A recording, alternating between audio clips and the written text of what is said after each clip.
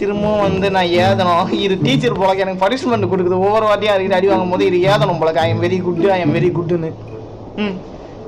சரி திரும்ப தூரம் ஆண்டவா கொண்டு போ. கீழெல்லாம் வேற அடிச்சு ரத்த கரையோட எவ்வளோ இழுத்துன்னு போய்கிறாளே. சரி வேற என்ன இங்கே கிடைக்குதா?